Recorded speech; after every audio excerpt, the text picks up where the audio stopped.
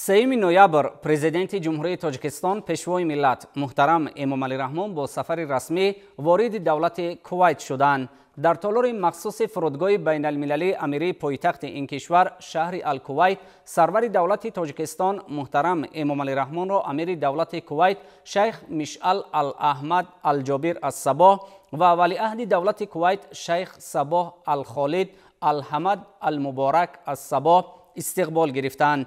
برای استقبال مهمان عالی مقام در فرودگاه الکویت همچنین نمایندگان والا مقام این کشور، اشخاص ارشد دیوان امیری و رهبریت عالی رتبه گارد امیری حضور داشتند.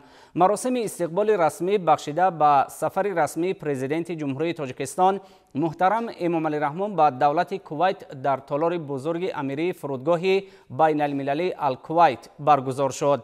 بعد پذیرایی گرم و صمیمی مهمان عالی مقام امیر دولت کویت شیخ مشعل الاحمد الجابر الصباح، پرزیدنت جمهوری تاجیکستان محترم امامعلی رحمان را به بالای شاهصفه افتخاری دعوت نمودند.